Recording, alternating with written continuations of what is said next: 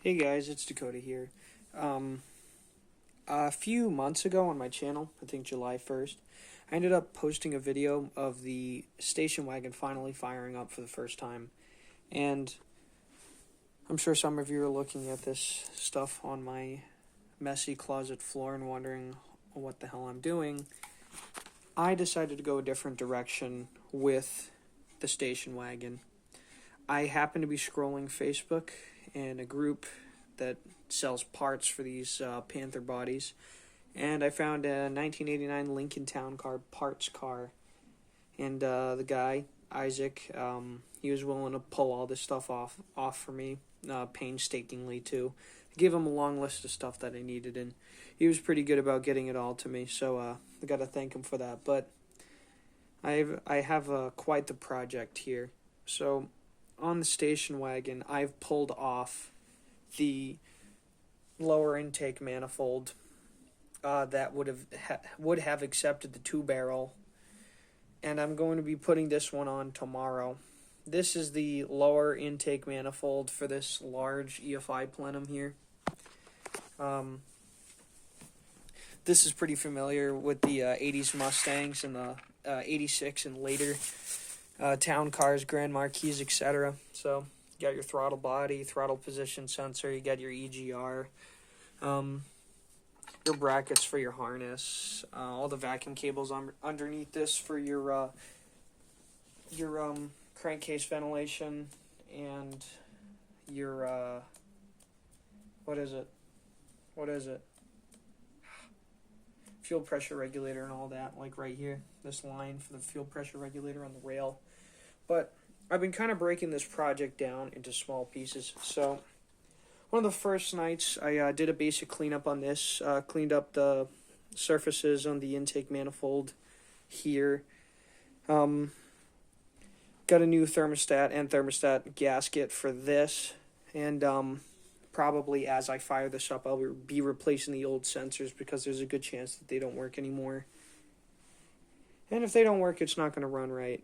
But I got that. This is pretty clean.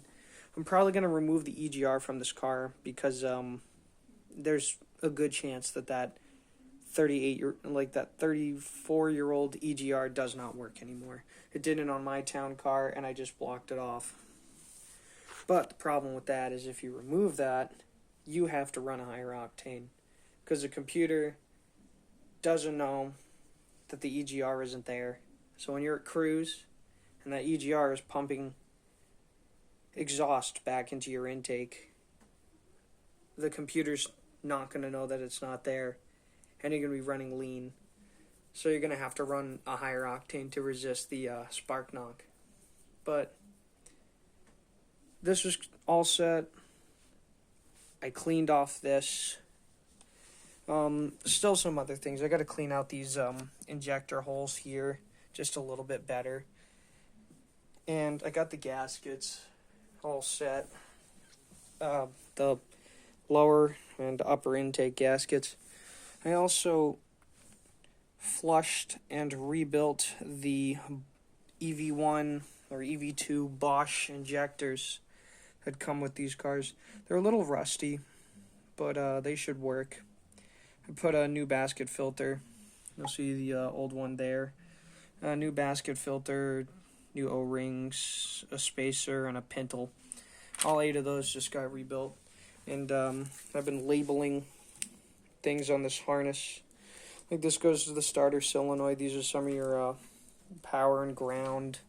This goes to your battery connection. I'm not exactly sure what it is. It's probably just a harness ground. A few of these are for emission stuff that I will not be putting back on the car. Like the EGR has a solenoid on the passenger fender, and basically it just opens and closes the EGR valve as the computer requests it. I haven't figured out what this is. This wasn't on the town car, at least mine. So it may plug into something that my town car doesn't have optioned, and in that case, it's not going to be used on this. Got the map sensor all labeled. All of this stuff is labeled. This should go to the O2 sensor harness, which I do not have, unfortunately, but I can run it for now without it. This is your diagnostics port for, actually, let me grab it. Excuse the mess, but got a little code scanner. Oh, that went into the abyss. Right here. This. Come on. This thing. Show you what it does. So, what you do on older computers, the OBD is not in on the dashboard. You plug this in to this connector right here. If it wants to. Come on. Alright, bear with me. It's kind of hard to screw up. The top of the scanner is shaped exactly like the connector. And this little piece here is I believe this is a ground, which basically tells the computer to start sending diagnostics to the computer. So when you plug this in, you'll turn it on, you'll press test, and it will cue the computer to test all the components. You can do it with the engine off or the engine on, so it'll help me figure out if a sensor's toast or something I forgot to plug in. But these are the fuel injector harness connections. I separated the fuel injector harness and the main harness just to make it easier, because I got this right here. You have all your connectors to all these small connections here. Most of them are kind of broken, but these are the connections for the fuel injectors. We got the air intake sensor, got the throttle position sensor. This goes to the oil pressure sensor and a few other things. So hopefully breaking this apart will make it easier. But the good news is, because I have a car with the same setup, it should be fairly straightforward. At the end of that harness, all hung up there, should plug into this system computer right here. So this is basically the brain. This is the boss of the operation. It looks like a lot, but as you can tell by the computers and all the old electronics in here, along with all the crap that I have laying around. I'm not really terrified of electronics. My big worry is hooking up a fuel system, because most of the fuel lines were pretty rotted, and the setup that I have now is good for the carburetor. It'll probably handle about 5 to 7 psi, but with fuel injection you got to run the electric fuel pump, which I have a new one in that orange box up there, which actually I bought for the town car, found out I didn't need, so I guess that's convenient. And that'll run at about 45 psi, and that will just blow the lines right off, so I'm going to have to make new lines and patch the broken return line on the car, because the fuel injection harness up there, you can see those two lines hanging down. The one on the right is the in, and the one on the left is the return to tank, the vent. So I gotta hook those up. That will probably be a spring project, just because if there's snow on the ground, I don't necessarily want to be under the car. Another issue I ran into, this is the distributor that came with the 89 town car parts car. So at the end here, this is just your typical Durspark distributor. It's got the little TFI module that usually fails and ends up leaving people stranded on the side of the road. This is factory, and I asked him to grab it for me, which he did, but I realized that that would not work, because the 86 and later fuel injected versions of the 302 for the Lincoln and the Grand Marquis, those use a steel camshaft, and those gears on here are also steel. They're melanized. So if you have incompatible metals, they will chew away at the camshaft, especially cast iron being a softer material.